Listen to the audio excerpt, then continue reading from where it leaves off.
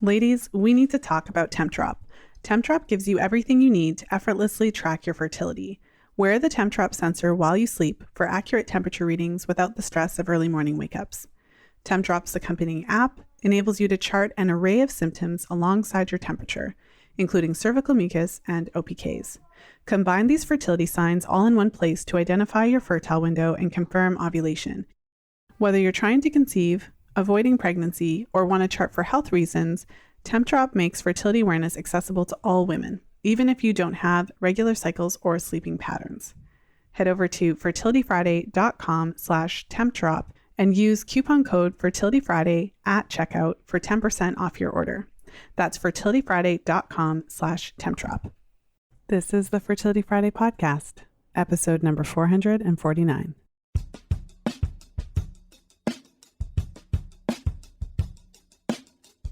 Welcome to the Fertility Friday podcast, your source for information about the fertility awareness method and all things fertility. I'm your host, Lisa Hendrickson-Jack. I'm the author of The Fifth Vital Sign and the Fertility Awareness Mastery Charting Workbook. I'm a certified fertility awareness educator and holistic reproductive health practitioner with over 20 years of experience teaching women to connect to their fifth vital sign through menstrual cycle charting, balancing hormone health, and optimizing the menstrual cycle without hormones. I have been consistently outspoken about hormonal birth control over the past 2 decades and its impact on fertility and overall health because you have the right to know how your body works and how artificial hormones disrupt that natural process. I teach women's health professionals how to utilize the menstrual cycle as a vital sign in their practices, and I host live coaching programs to help you achieve optimal fertility and health because it's important to have healthy menstrual cycles regardless of whether or not you want to have babies. I'm also a wife and mother of 2 beautiful boys and a brand new baby girl. This podcast is designed to empower you to take full control of your cycles, your fertility, and your overall health. And I'm so excited that you're here with me today.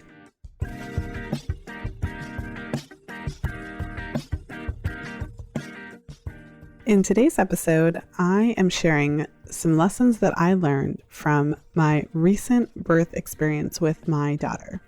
I think it's a great way to reflect at the end of the year and also to celebrate 8 full years of podcasting.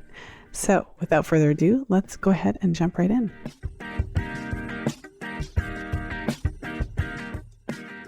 All right. Well, as I sit down to record this episode, I am 4 months into the postpartum phase. I had my daughter in the summer, and she's my 3rd child, for those of you who don't know.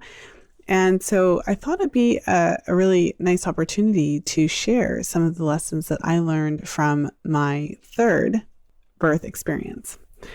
And so I think the first thing that I wanted to talk a little bit about, because I think it's also helpful in these reflections to think about how to handle these situations, especially if you yourself are thinking about having a baby, maybe let's say next year, or you're thinking about it ahead of time, or maybe you're pregnant right now and you're thinking about how you're going to prepare for everything. So this is one of the reasons why I share my reflections and experiences, because I think that there's a lot of pieces of it that can help you on your own journey. So the first thing a lesson that I learned, and this is something that is interesting how it played out this time. So although I've gone through the experience of birth 3 separate times, each time has been a little bit different. And so the first lesson that I would say really kind of shone for me is the preparation does pay off. And so in my case, the preparation wasn't necessarily perfect. I didn't have all the time in the world to do every possible thing I wanted to do. Being a busy mom with 2 children running around. My eldest son is 10 now, and my youngest son is 7. And so between them and family life, and also the behind the scenes work that I'm always doing with clients, the FAM practitioner program, and also, my group programs and all those great things, there's not endless time to do every possible thing that I wanted. So for this first takeaway and lesson learned, preparation does pay off. And I would say, especially in my case, being busy with life and all those things, I think the key for me was to focus on the most important things And because I didn't have the time to do every possible thing under the sun, I really did have to prioritize what was most important. And so what's most important for you is likely possibly different to what was most important for me. So in my case, what was most important for me was to actually take time to prepare meals ahead of time. That was something that I prioritized. And ironically, this was the first time I was able to do that. When I reflect back on my first son's birth and my second, with all three actually of my children, they were all born 2 weeks ahead of time. So, with menstrual cycle charting, I was able to know when I was ovulating. So I was able to identify as close as possible my conception date. And so from that perspective, then the due date, I'm confident, is fairly accurate. So with my eldest son, I didn't have any reason to even suspect when that he would arrive. So I was just thinking he would arrive around the time that he was due. So around 40 weeks, I was kind of thinking that's what would happen. And so I remember at that time, I took off 2 weeks early. So I remember, or maybe it was a little bit more than that. It might have been a week or two early. I remember, or let me try to rephrase that. I think I might have took off maybe 3 or 4 weeks. I can't remember exactly. I think it was probably 3 weeks. So I remember I took off 3 weeks before he was due. And I thought that would give me 3 whole weeks to do a whole bunch of stuff. I remember what I ended up doing in the first week was I had purchased some things to make sure. So I had everything I needed. Like we had the crib, we had clothes washed, and I clothed diapers. So I had organized all of that, bought all that stuff. And I had bought some washable postpartum menstrual pads, so I felt like I did a lot of preparation, so I had everything in the house, so to speak, and a bunch of stuff washed and all that kind of stuff. But I did go into labor 2 weeks ahead of time. So all of my babies were born at 38 weeks. From that respect, I mean, in a way we were ready, but in a way there was a lot of other things that I would have liked to do. I would have liked to organize the baby room and all that. But he came and the crib wasn't set up and all that stuff. But ironically, when you have a newborn, a lot of that stuff doesn't necessarily get used right away. So it was mostly fine, actually. But one thing I hadn't done is I hadn't prepared any food ahead of time or any of that kind of stuff. So a lot of that fell on my husband to help me and et cetera, et cetera. And even with my youngest son, it was similar. We were more prepared, definitely more prepared in a lot of ways for him, because I knew that there was this chance that he would come 2 weeks early, which he did. But I never got around to cooking a bunch of food. So I think in his case, I had the food in the house, though. I bought a bunch of kind of specific things. I wanted a lot of bone broths and supportive, nutritious food after the birth. So I remember I had gone out and bought a bunch of the fixins and things to make my broth. And so I remember having that in the house and being able to do a lot of crock pot meals, which was really easy. And that did help. So with the birth of my daughter, this time I really wanted to prioritize that. So similar with my other 2 births, actually this time we actually did have the crib set up, and similar to the other times, clothes washed, diapers ready, like all that kind of stuff was prepared. And so those are things that I didn't necessarily do really far in advance, but they were coming together during the month before. And I would say the month before, so I guess that would be 6 weeks before the due date, because given that I had 2 previous children come at 38 weeks, I definitely had to plan for 38 weeks as the possible due date, because obviously that had happened in my case already. A lot of what we did this time was similar, and I knew what would be important and all of that kind of stuff. So everything that we needed, we had on hand, and potentially this time we were more prepared, because instead of waiting till the last minute to kind of do all that stuff, I certainly had gotten a lot of stuff ready ahead of time. So I think in the 2 months leading up to my daughter's arrival, my husband and I basically were ready. We had, everything was washed, everything was out. We used a bassinet for the first month or so. So we had that all set up and everything. So we were good. And what was different this time was that so by the time we were that kind of week before 38 weeks, so 37 weeks period of time, a lot of that stuff was already done. And so one of the things that we did do is I bought all this meat. So in my case, I bought all this ground beef and I bought a whole bunch of liver and I made a giant batch of lasagna. So yeah, and when I say giant batch, I just mean that I made, instead of like a normal, Pyrex dish size, I made like a giant one that would be equivalent to maybe 3 lasagnas or something like that, 3 normal size lasagnas, let's say. And so I cooked all this meat and so for me, I like liver and I season things really well with my West Indian background and stuff like that. And so I don't recommend this to clients. I recommend that for all my clients who are not necessarily seasoned liver lovers, if you pardon the pun, I recommend for them to sparse it out a little bit more. So I usually say, 1 part liver to 4 parts, meat, or 1 part liver to 5 parts meat. But in my case, I did about 50-50. I did that because I can tolerate it, because I like it, because we've done it before. And also because I really wanted to prioritize postpartum nutrient repletion. If you go back and listen to my previous episode where I share how I prepared for pregnancy, you can hear more about how I planned for pregnancy. And a big part of that was nutrient repletion and eating certain foods to support that kind of building up nutrition before conception took place. And I continued those strategies throughout pregnancy.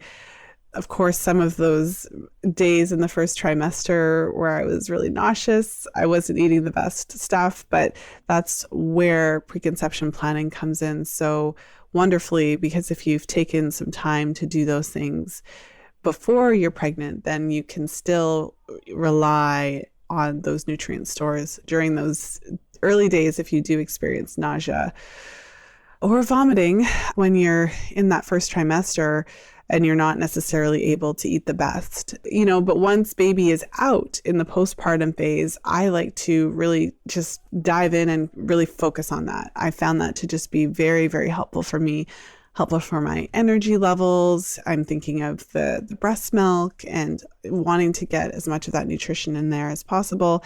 And also just replenishing myself, because having gone through this 3 times, I know how big of a task it is for your body to create a human and how nutrient intensive that is.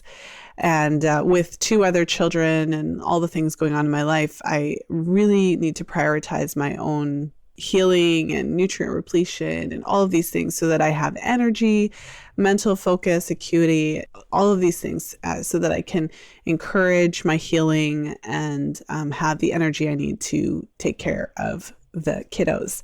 So back to the lasagna. So we made this giant batch of lasagna. And like I said, I made it with 50% liver. I had this giant pot, I cooked all this meat and I had this giant pot of meat and I made this lasagna and it was great. And also part of the reason it had to be so gigantic is because, again, it's not just me. There's 5 people in the house now. So my kids eat like adults. So in order for me to make sure that I'm going to get this lasagna and for it to last for a little while, it has to be gigantic. So it really worked out. And then I think we also made chicken legs. I think we did something like that where my husband bought a bunch of drumsticks and then chicken drumsticks. And then we just kind of also did that. So I think that was the plan. and also I had purchased a whole lot of stuff for soup and things like that. So I feel like with this pregnancy, there was more preparation happening. And part of it was because now with 2 kind of grown children that have activities, and she was born in the summer, they had summer camp. And so again, a lot on my husband to be doing drop-offs and pickups and all this stuff. And with me so basically the plan is that I'm not going to be able to make supper. During those first couple weeks after I give birth to a baby, I've learned the way my house is set up. We have, 3 floors, and I've learned that I can't be going up down the stairs. I actually need to basically just be bedbound for the first couple of days and to be able to really relax. At least the first week or so, to have no actual demands on my time, no requirements of me to do things. And so just so that I can heal and rest and, all of that good stuff. So that was the plan. And so of all the things I could have prioritized this time, the food was the top priority. It's not to say I wouldn't have had something to eat. There's always ways to get food. You can always order food, or you can eat whatever, make something. But I wanted to make sure, especially during those first few weeks, that I had the most nutrient-rich food that's pretty easy to freeze, easy to heat up, that kind of thing, so that it really wasn't that big of a task for me to be well nourished. So it worked out really well. We did end up having, like I said, the equivalent of probably 3 lasagnas, and it was freezable. And ironically, this whole lasagna making situation happened during the few days before my daughter was born. And so she did actually end up coming basically right at 38 weeks on the dot. So I don't know what it is with my body with having a little internal timer. I don't know, with the duration of my pregnancies, but that's how it played out. So that was something that was really, really helpful for me. And for all the things that you can do, all the cute decorations and all of that stuff that you can do ahead of time, if there's one takeaway that I would share with you, is I do feel that the meal prep is more practical, I guess. If you have a time situation, like a time crunch, and it's like, okay, do I make the crib and prep the baby room, or do I make food for myself? I'm a little bit biased, but I would probably go for the latter, because again, when you have a newborn, it's my experience in my house has been that the newborn doesn't go into the baby room that day. So there's still time after you have the baby, if need be, for hopefully you're not doing it. I wouldn't recommend leaving that for yourself to do, putting cribs together and painting walls and stuff like that. But anyways, I think you see my point. Some of those things aren't necessarily as urgent as you think, but the food thing is urgent because you got to eat. And so that was really helpful. That was something where that was the first time we were that prepared to have, because like I mentioned, there's 5 people in my house and my boys eat like adults. It didn't last as long as it could have.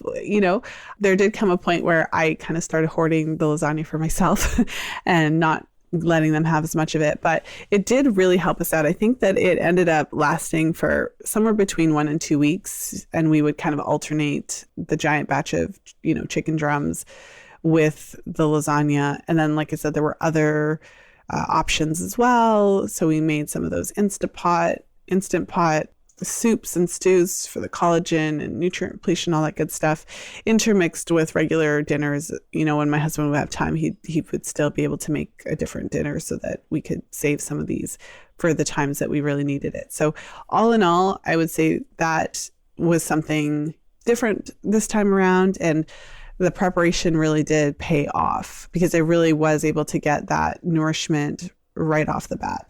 And it tided me over for those first couple weeks where my body really needed to heal after birth. I was able to relax during that time. I was able to rest. And I did spend several days basically not really coming out of my room, not because I was for any reason. It's not that I was for anyone who hasn't picked this up, I didn't explicitly say it at any point here, but all 3 of my children were born at home. So I just kind of forgot to mention it. And probably because it's so normal to me, because I've done it all 3 times. But so all 3 of my children were born at home. And so with that in mind, that means that, I gave birth and then I'm already in my house. So then I was able to just kind of, hang out in my room with the baby for several days without having to go anywhere.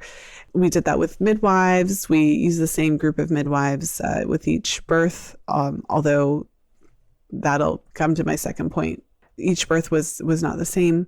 So the midwives, at least for those first several appointments after the baby's born, they actually come to you.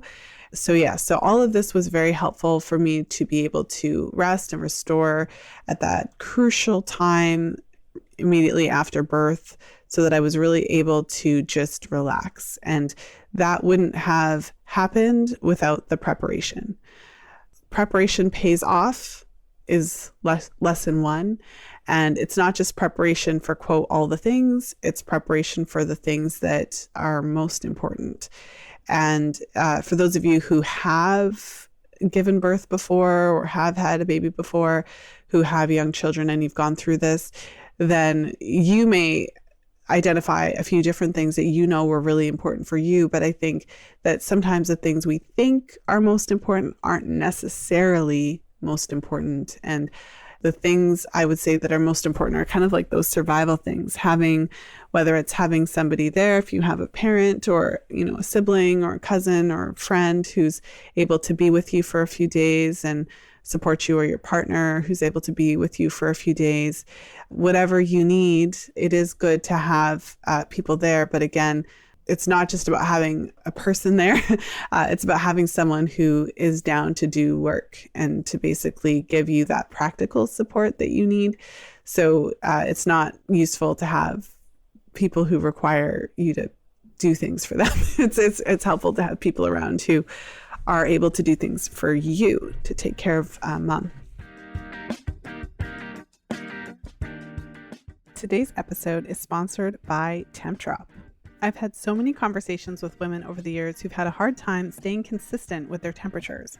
So whether you're trying to conceive, avoiding pregnancy, or charting for health reasons, Tempdrop makes fertility awareness accessible to all women, especially if you've recently had a baby and your sleep patterns are all over the place, if you work shift work and it's hard to stay consistent with temping, or if you're otherwise struggling to take your temperatures each day. Identify your fertile window in real time with Tempdrop. Know your cycle, understand your body. Head over to fertilityfriday.com/tempdrop and use coupon code FertilityFriday at checkout for 10% off your order. That's fertilityfriday.com/tempdrop. Now let's go ahead and jump back into today's episode.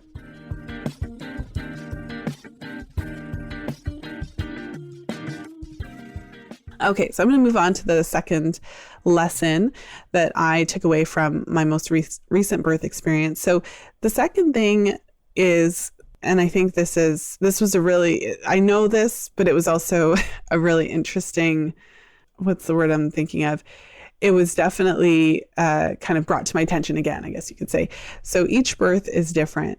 I think that after having gone through birth 2 times, not that I felt like I knew everything and knew exactly what to expect. I mean, I did know a lot of what to expect, and I have been through this twice, and we did prepare, and there was a lot of things we were able to do this time that we didn't even know to do the first time around. And so I felt quite prepared, but each birth is different, and that has been my experience. My first birth experience was in many ways quite different to my second in how the labor kind of progressed and what it felt like and all of that kind of stuff. And the third birth was different to the first 2. So with the first birth, and I'll link in the show notes if anyone wants to hear my birth stories for the first 2. I did a podcast episode on the Doing It at Home podcast, and I shared in great depth the whole birth experience of baby number 1 and 2. It was interesting when I was sharing my birth experience for my son, because my son, like I said, my youngest son is 7. And so it's been quite a few years. And when I was thinking back, I realized there were some details that were a little bit fuzzy, but generally you will hear the whole thing. So I'll make sure to link that if you want to go and listen to that. But briefly, the birth of my first son, like I said, all 3 came 2 weeks early. And so I wasn't necessarily expecting to go into labor and at that time. And I remember the contractions started and they were quite far apart. And I didn't even know they were contractions because I had a history of painful periods, in my 20s and things. And so I'm having these fairly light contractions at the very beginning of this process. And I thought, okay, maybe these could be Braxton Hicks. And what happened with my first son was that there was a very steady and slow progression that was kind of textbook in a way. And what I say that is, it's kind of what you would expect if you've taken any birth classes or if you've I remember when I had these conversations with my midwife, and she told me at what point I should be calling her, and she would talk about how the contractions were start to get closer together and you should time them and all that. And so with my first son, it was very formulaic. They started quite far apart, and then they progressed slowly and gradually. So it was, 20 minutes apart. It was 15 minutes apart. And then it was 10, like it was gradually, it just kind of, it was just very orderly, I suppose you could say. And so looking back, it did progress quite gradually. So at first I didn't know I was in labor, but then I did, because they were coming regularly, and then they would gradually get stronger. So they started out lighter and easier to manage, and then they got more difficult to manage, but it was all very gradual. There was this gradual unfolding of birth until I got to the stage where I was fully dilated, and then it transitioned from contractions to the feeling of having to push. So that was my first experience of labor. And I kind of thought before I had my youngest son that would be how it would be. With my youngest son, it was a bit different, because the contractions were not orderly and formulaic. So it wasn't like they were 20 minutes apart and then 15 and then 10. The contractions would kind of come, and they started to get more intense, and they were a little bit more sporadic. They did start to come with more frequency though, but it just wasn't the same. So it wasn't this gradual unfolding. It was just a different kind of process with my second son. Although I still knew when to call the midwives when the contractions started to be a lot more intense and they started to come more frequently. So I did, know when to call them, and there was still this progression, but it was a bit different. So with the third baby, with my daughter, I would say it was very different. My experience of it was very, very different. Towards that week before she was born, throughout the whole third trimester, I was getting very, very kind of obvious Braxton Hicks.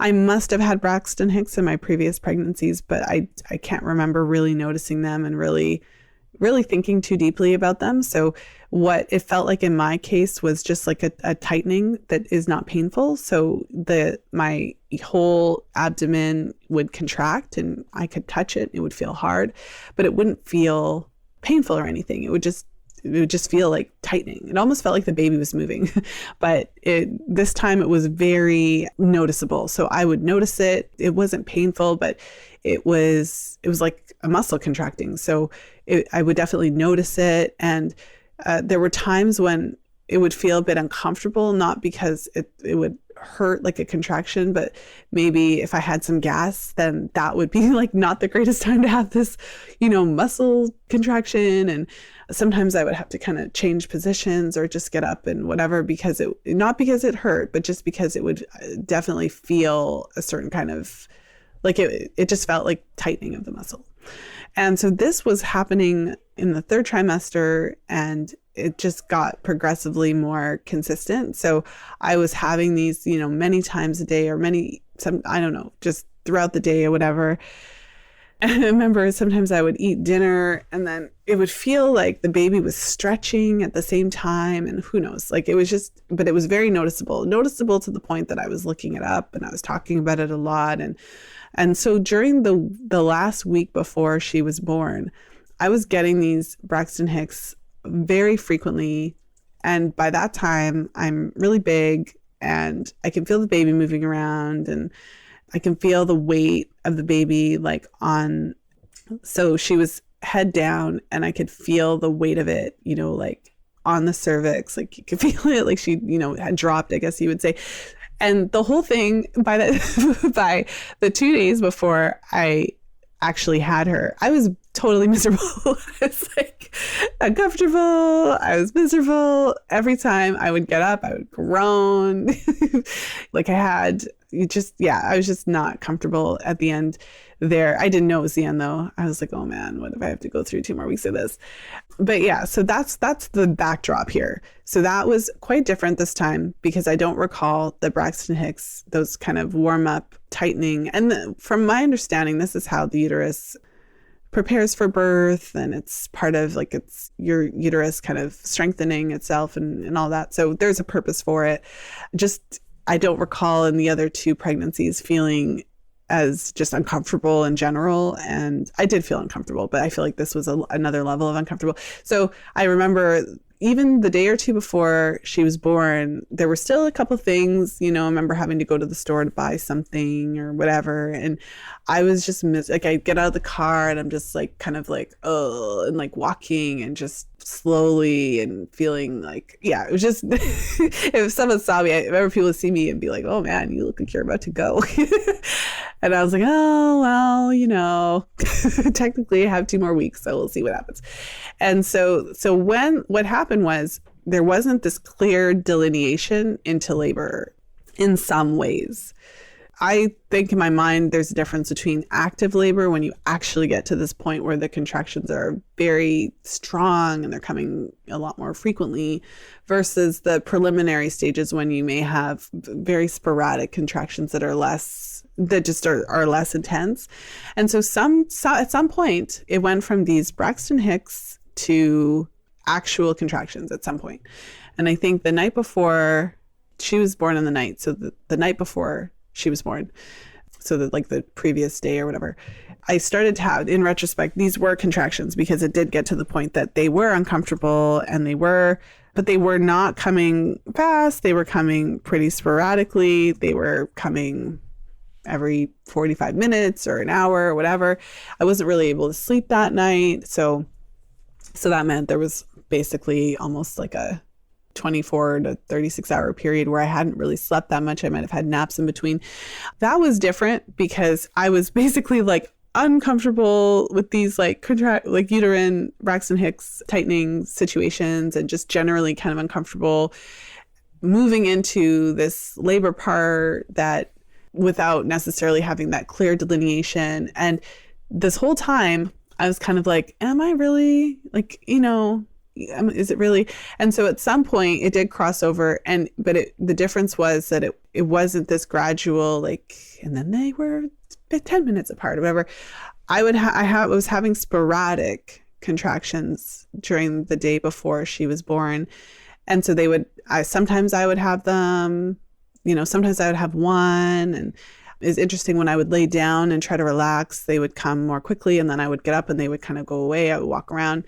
And so I remember thinking to myself, is this really labor? Like it's not so consistent. Like they're happening and then they're not happening and they're happening and they're not happening. And that was really different. And so one of the things that was really different with my daughter's birth was that I didn't really fully, the whole time I was wondering, like, is this really it? Because I would have some contractions, they would be so strong, some of them. And that's why I called the midwives, because they were very, very strong, very efficient. I've done this before. So you have some of these contractions and it feels like, oh my gosh, is the baby coming right now? So based on the intensity and the history of delivering quite quickly, so I called them, so they were there.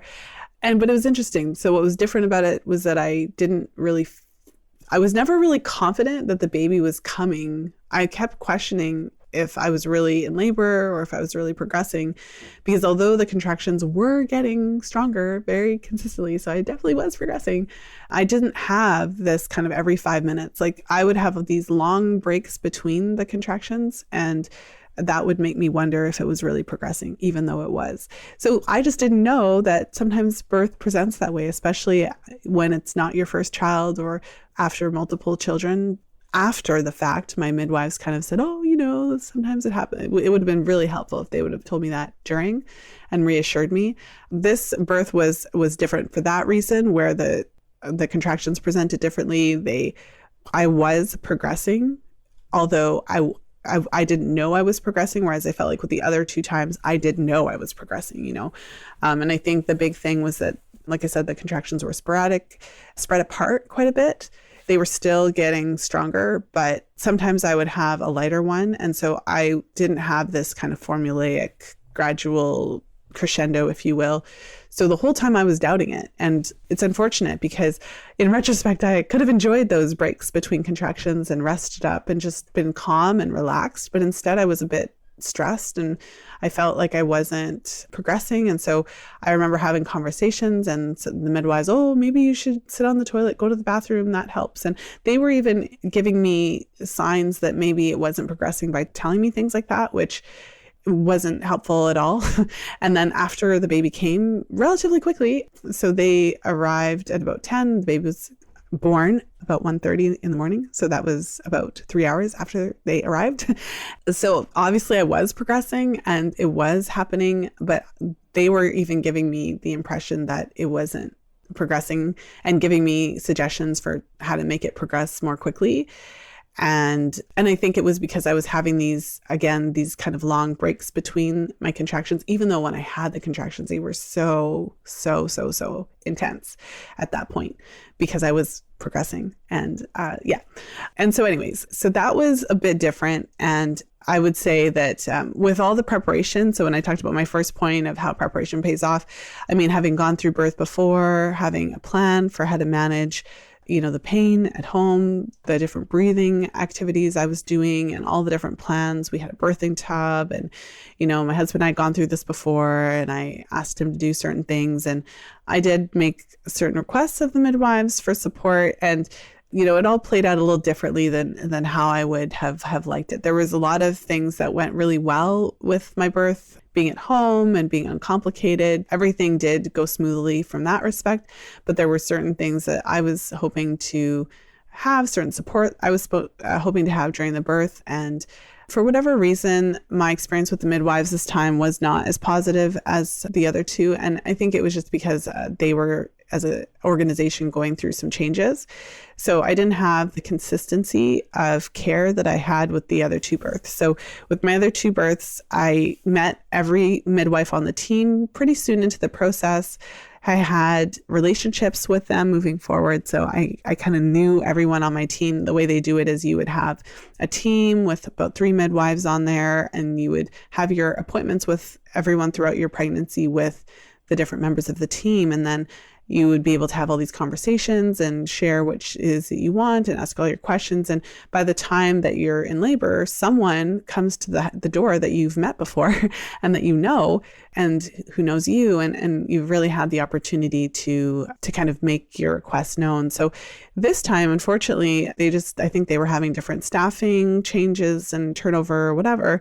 And so I felt like every time I went to a meeting, there was a new person. Like I had this one midwife who I actually met with several times, and she was really nice, and we had a lot of great conversations, but she was moved to another team. So then I'm 30 weeks pregnant and I go to my appointment and there's a new person that I haven't met. And then, I see her twice. And then the next time there's a next person that I've never met before. And that was my experience this time. And then when I went into labor, the midwife on call was someone who I'd never met. So the woman who came and delivered my baby was wonderful. She's really nice and everything. But that was the first time I actually met her. And so that was very different. And I had some requests that were really important to me. And because we hadn't had this rapport and relationship, some of those things didn't happen. And they were very critical for the most crucial point of time is when you're actually pushing the baby out. And so my experience at birth this time, I just didn't feel like I had as much control over it. I didn't feel as supported. Like I said, I was experiencing a different progression of labor than I had before. And I did not end up having, I would say in my own words, that I did not have the kind of experienced midwifery care that I had previously. So with my first 2 births, I had 2 very, very experienced midwives that had attended so many births. I actually have an interview with the midwife who delivered my second baby, and she was young, in the midwifery world, but she was also trained by the midwives who had tons of. So she was like, even though she presents young, I think she might have been in her 30s, she was very, very experienced. So in my first 2 births, I had these midwives who they were so experienced. They had been through it before. They were so reassuring. They just had it in the bag. And so I was able to really feel so confident. If I had a concern, then they were there to be like, oh, this is what you do, or, oh, this is normal, or whatever. This time in my birth, I did have a concern because I wasn't sure if I was progressing. And during the birth itself, I was not told anything that was reassuring. I was basically given that impression that I wasn't progressing and told what to do to try to make myself progress more, when meanwhile I was progressing. And after the baby was born, then I got all the, oh, well, sometimes it is different. And sometimes with the third birth, you do have a kind of a different pattern of contractions. And yeah, sometimes you get these kind of long breaks, but that didn't happen during the birth. So I'm just sitting there. I know a lot about the menstrual cycle and charting, but believe it or not, I've only ever attended my own birth. So I don't actually know a big backstory of how differently births can present. So in this situation, unfortunately, although the birth went well and she was born well, I think that there was more kind of physical trauma to my body than needed to happen because I didn't get the support that I needed at the time. Okay, so that's my complaint. Jumping into today's episode with some exciting news to share. The Fertility Awareness Mastery Mentorship Program, Class of 2023, starts in January. If you've been searching for a practical way to incorporate fertility awareness cycle charting into your existing women's health practice, then this is the program for you. The Fertility Awareness Mastery Mentorship is a 9-month program that provides the necessary training to incorporate fertility awareness cycle charting into your existing practice. This program cuts out all the fluff by combining the science with the practical application of charting and allows you to support your clients by monitoring their 5th vital sign in a standardized way. Finally, a program that teaches you to use the menstrual cycle as a diagnostic tool with your clients. Transform your practice in 9 months. Apply now at fertilityfriday.com/famlive. That's fertilityfriday.com/FAMMLIVE. Now let's go ahead and jump back into today's episode.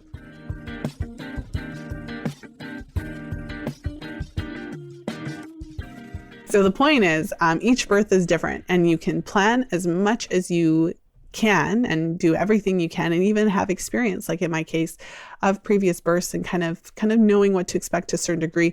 But each birth is different. Each baby comes into the world in a different way, and you really can't plan for everything. So all you can do is your best. I think most people depending on who you talk to, there's so many different situations where births don't go exactly how you had hoped, or things take a turn and that kind of thing. So I think that's very common. And one of the things I often say to clients is that this is one of the ways that it's kind of like your transition into motherhood or your initiation into motherhood, where when we have these types of challenges, whether it's a challenge to getting pregnant, which was obviously no one expects that to be a possibility, or whether it's a challenge for how the pregnancy itself goes, if there's certain complications or things that are different to what you thought. And then there's the birth itself, where many of us have a specific birth plan, like we have an idea of how we want it to go. Sometimes we're able to have most of those things in place, and other times the birth goes completely different to how you would have expected. So I was actually really upset in the first couple of weeks afterwards. I was really I just didn't feel as supported as I had been. And, I had a conversation with the midwife and that kind of thing, and we talked it through, whatever.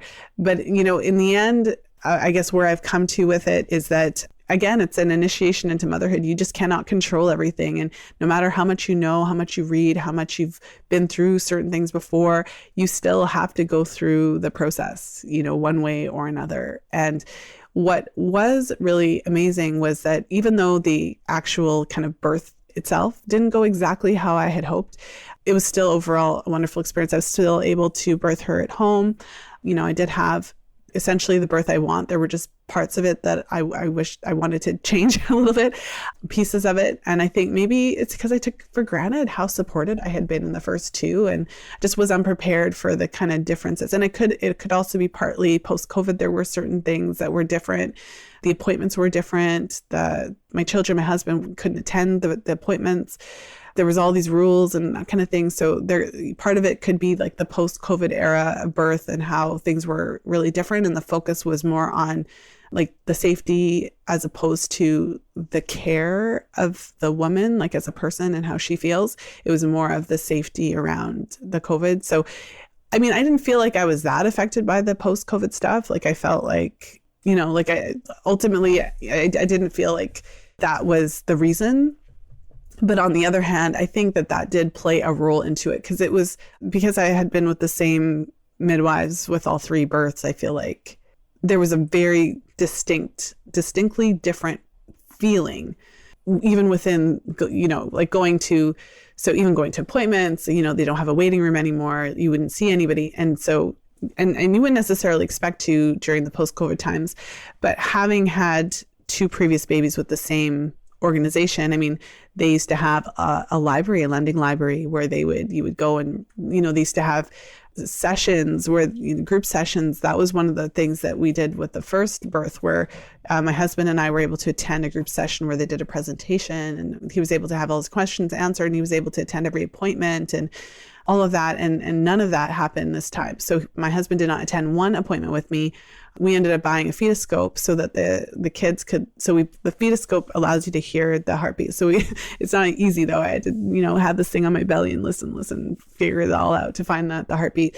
But we were able to do that because I wanted them to be able to participate, but they were not able to attend one appointment, and there was no more lending library, and there was like none of that. And I didn't even see anybody when I would go into the appointments, right? So it was just a different experience. And upon reflection, I think that it just speaks to some of the challenges that many women may have experienced during the kind of post-COVID era, where my experience was fairly gentle because I was still in my house and all of the people were able to be there. That was one of the reasons I chose to have my first child at home before there was any COVID, 10 years ago. With this time, it was especially important to me to have a home birth if at all possible, because I just can't imagine the possibility of not birthing with my husband there. If any of you are listening and did have babies during this time and did face those kinds of challenges, whether it was limits to who could visit you in the hospital, or whether someone could attend your birth or not, or having to choose between your partner and your birth worker, whatever the case is, I can certainly empathize with that, because not because of the birth itself, because I did have, fortunately, I always say I couldn't do it without the husband being there, but the experience of my appointments and, like I said, with their kind of internal changes, whatever they were going through, it was very different, and I didn't feel as supportive, even though I did have midwives. And of course you would think that would be just this blissfully wonderful experience. And just to kind of close that all out as I move past to the second point, this is getting a little longer than I thought, but of course I'm talking about the birth experience. So it's kind of enjoying sharing these pieces of the story with you. To kind of add insult to injury, the very final meeting, so at the kind of 6-week discharge appointment, there was another face again. And it was interesting because at the 6-week discharge appointment after, when the baby's 6 weeks and I go and whatever, I walk in and there's a new person. And it was interesting. It was a fun conversation. She was really, really sweet. And she actually knew the midwife who had, since has been so long, both of the midwives who delivered my eldest and youngest sons, they don't work there anymore. They've kind of moved on to other opportunities. But the one person who I spoke to in that 6 weeks discharge appointment, although I had never met her before, she was really good friends with both of my previous midwives. So we had a lovely conversation, which was ironic because I don't think she actually checked me or anything like that. So I feel like even that, it was like such a lovely conversation, but I don't think she actually like physically checked me or anything. I feel like that all just slipped through the cracks because we just had this lovely conversation and whatever. Even that, it just kind of insult to injury, like I saw a different person almost every single appointment. And so that was one of my gripes. Okay. But the point of kind of bringing the second lesson to a close was that each birth is different. So even though I had been through it, before twice, I still was not prepared for every possibility that could happen. I don't think anyone's ever prepared for every possibility that can happen, but it is something to keep in mind. You can do everything you can, and I think you should do everything you can to prepare ahead of time.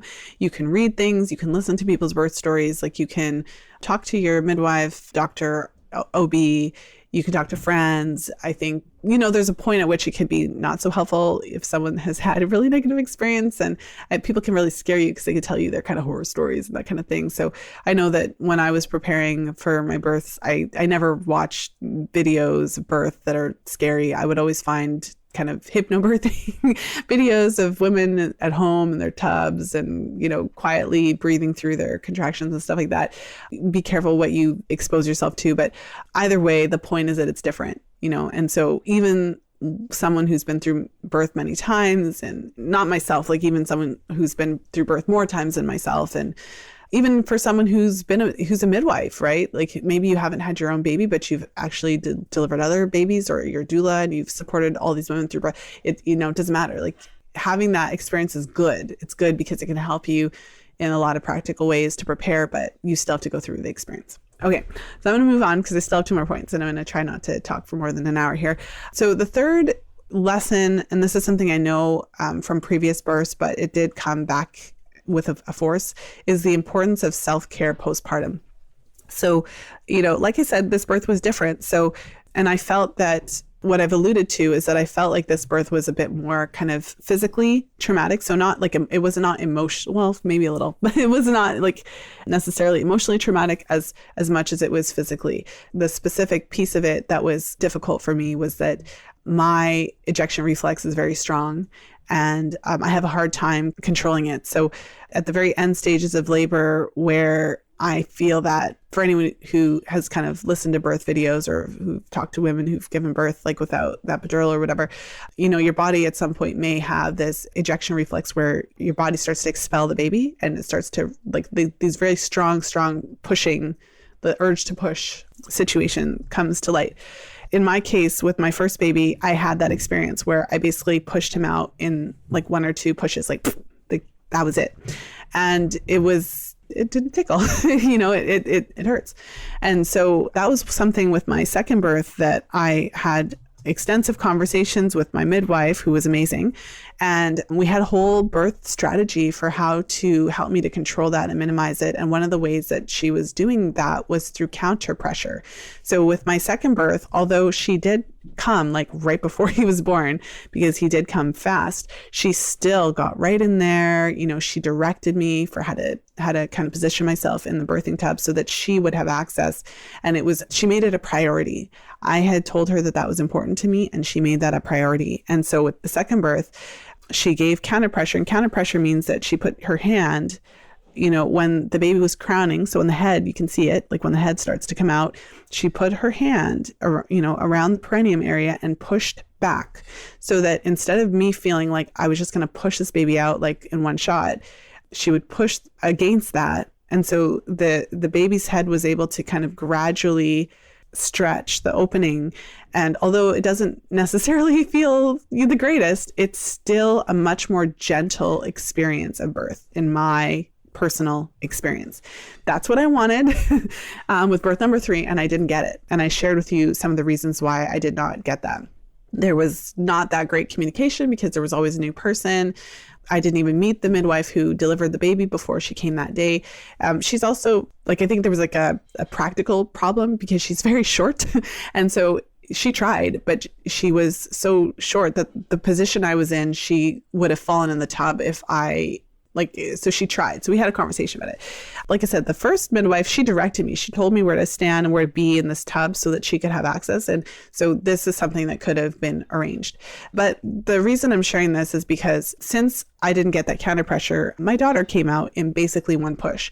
And that might sound like a lovely thing to anyone who's never given birth. But if anyone has given birth vaginally and felt it, you know that probably sounds like the most horrible thing ever to actually push one time and have the baby come out one push. So it was very painful and very traumatic to my vagina. So with this case, postpartum, in addition to just the general recovery and just the general stuff, I did end up seeking support from a pelvic floor physiotherapist and getting everything checked out and having, and I was given exercises and different things to do to support just healing postpartum, things like that. And that could have happened anyways. I mean, who knows? But I feel certainly not getting that counter pressure and not having the ability to control that kind of delivery scenario, it didn't help, it certainly didn't help the situation.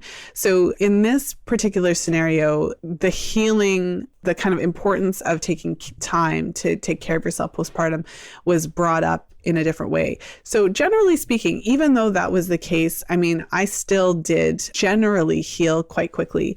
I do think that there's a huge piece of this healing conversation that happens even before you're pregnant and through pregnancy. Supporting your body through nutrition, making sure that you're doing everything you can to eat collagen-rich foods so that your body can have those healing nutrients to really support the development, stretching of the uterus and your skin, as well as the healing postpartum. So I don't want to give the impression that I didn't have a good experience with healing, because I did. I mean, within a few weeks, I was feeling pretty good walking around, but I would say this time around, I did need a little bit of extra support. And that was something too that I think is important. You can plan for as much as you can. I think part of that planning should be to think about potential additional supports that you may need. And so one of the supportive persons that you may want to consider having, even if you have a list of possible practitioners when you're still pregnant that you might have to draw from. So I've shared many times that I've had difficulties breastfeeding with my children. All three of them were born with a tongue tie. And in my case, that resulted in painful latching and feeding. And so having a lactation consultant, someone, maybe you do a little bit of research before you have the baby, and you have somebody that you can call on if you need to have that support, or you just plan ahead and plan to have that appointment and visit as part of just the postpartum strategy. So that something that I think is helpful. In my case, knowing about these local practitioners, the local postpartum physiotherapist was really helpful, so that when I found myself needing that additional support, I was able to just, look on my list and make the appointment and get the support that I needed. So I think that it is helpful to really think about what you may need postpartum. I knew that what I would need would be a couple of weeks where I really don't have to cook anything or do a whole bunch of stuff. So I did what I could to have those support in place and to have the help that I needed in the home, as well as doing as much as I can to prepare so that I could just rest. I still did a little bit of work during that time, but what I did was I really cleared my schedule for the most part. So the meetings that I took were actually with my FAM practitioners. And so I had support in the home, and I really was doing one 90-minute call a week with the full option to cancel if I had to. So I actually organized my schedule so that I didn't have to do anything if I wasn't able to. And if I hadn't been able to make that one 90-minute call the one time a week during those early postpartum days, everyone was kind of on standby if I needed to cancel it. So, and actually one of the things I did was I scheduled guest speaker sessions for those times so that I wouldn't even necessarily have to be on the call if I couldn't be. But everyone does this differently. Everyone doesn't necessarily have a business where they're working for themselves and all that kind of stuff. You can, men, especially in Canada, I think most women are able to take off. I mean, myself included when I had my eldest son, but most women are able to take off at least a little bit of time. But I guess the key point of this is to really think about, even if this is your first baby, or, when you're having your very first baby, it's really easy to overestimate what you'll be able to do. You just don't know. It could work out that you'll be able to do all this stuff and whatever, but you do want to just plan for not being able to do anything for basically 3 months minimum. So I think that it can't be understated how important it is to prioritize taking care of yourself and really thinking through what you're going to need. Because often we get really caught up in, again, the baby room and all of that kind of stuff, the decorations and all that stuff. But what really happens when you give birth is that you are incapacitated for a period of time. You don't necessarily know what's going to happen. You don't know if there's going to be any challenges or any complications or any issues. And so it is a good idea to really just think in your mind, like, what if I couldn't do anything for 3 months? Like, what would that look like? And would I have the support I need in place to be able to function if I really couldn't do a whole lot for that period of time?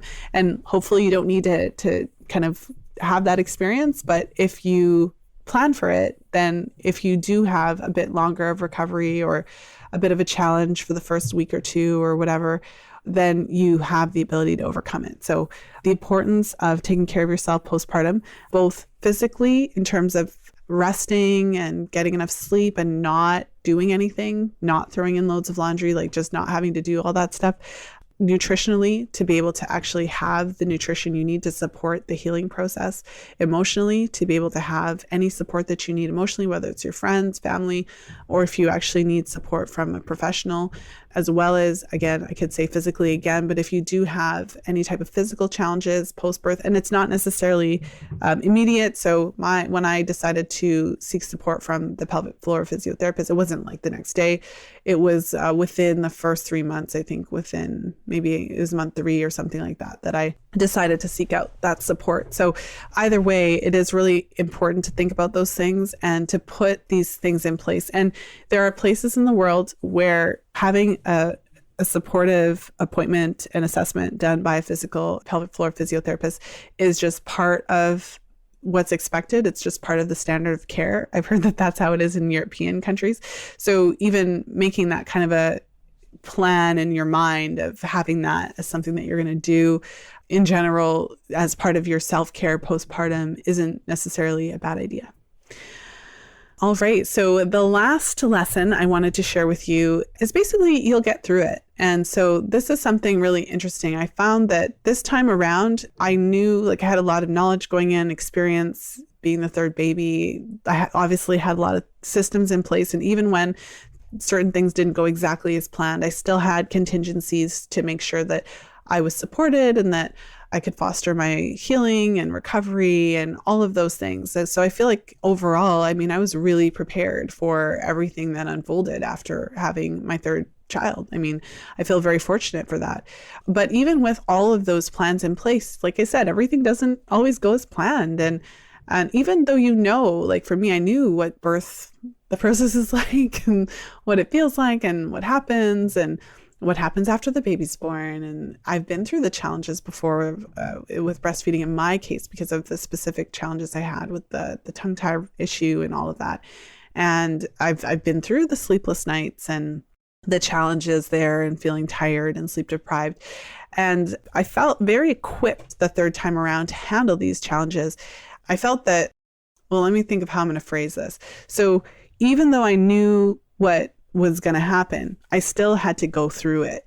I still had to experience it. So even though I've been through this before and I had the experience of having painful latching for the first several weeks with both of my children because of this tongue tie that we had to get released, I knew what I needed to do this time. So I was able to jump on things a lot quicker and I was able to shorten the duration of kind of the distressing period of time, but it didn't preclude me from having to go through it. I still unfortunately, I don't know what it is, but I still had this similar experience with my daughter. She had a tongue tie and we had to seek support for that and have it released. Like it was the same as the other two experiences. So the positive was that I had gone through before, so I knew right away, within 48 hours, I knew very, very quickly that this was an issue. We identified it, we sought support and handled it. So I think that the positive was that we were able to kind of jump on it and find that solution and get the support we needed quicker because we were able to identify that. But it didn't mean that I didn't have to experience it. It didn't mean that I didn't have to experience, it was 2 to 3 weeks of a very kind of challenging, painful breastfeeding experience. So the positive thing was that with my daughter, I was able to actually move to the place where breastfeeding was comfortable and natural, kind of easier, a lot quicker than with either of my other children. Everyone doesn't experience pain and it's not normal to have a lot of pain. So I hear, so the lactation consultants say, but in my case, I did experience quite a bit of pain with all three. And I remember with my first son, the pain just continued and I felt like it was painful latching for a couple months. With my youngest son, it was not as bad as pronounced as my eldest, but it was still uncomfortable for several weeks until it got to the point where it was fine. And there is this point, at least for me, even though it was painful at the beginning, where it doesn't feel like anything and it just is so easy and baby latches himself or herself and everything just works fine. in all these cases, it wasn't my child that was suffering. They were able to get enough milk and they were growing. The problem was me. So they were doing it at my expense. And it was just extremely, extremely outrageously painful, the experience for the first couple of weeks. And that was, again, because there was a problem, not because that's how it's supposed to be. But with my daughter, so the positive was that we were able to identify it sooner, and we were able to organize ourselves and get the support we needed so that the duration of this challenging time was less. And there was a few of those kinds of things where I would have something would come up and it would just be really, really hard for, a week or two, but I was able to address it as soon as possible because I kind of knew what to expect. And so I guess what I'm saying is, even though I had all the tools to overcome these challenges, it didn't mean I didn't have to go through them. So I still had to go through those difficult periods of time. So the first challenge was breastfeeding. And again, it was very, very difficult and painful, to the point that I would be so tense because anticipating this pain that I think it gave myself like additional issues with my back, and I had to go to the chiropractor. So stuff like that, where I'm not minimizing it. It was very challenging, but it was short-lived. And again, I have the supports I need to kind of go through and deal with those kinds of things. And so now that I'm in month 4, things are going so smoothly now. The breastfeeding issue is long gone. It's all fine. There's not any intense pain with breastfeeding at all. Occasionally with latching, I feel like she just has a really strong suck reflex or whatever, but we're past all of that real challenging difficulty now and just into the normal phase. And breastfeeding's really easy. It's going without incident at this stage, now that we've gone through the challenge at the beginning.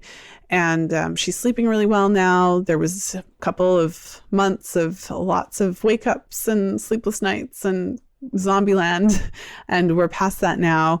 She's, sleeping really well. She's doing really well. So I guess it's interesting because, so going back to the point, you'll get through it.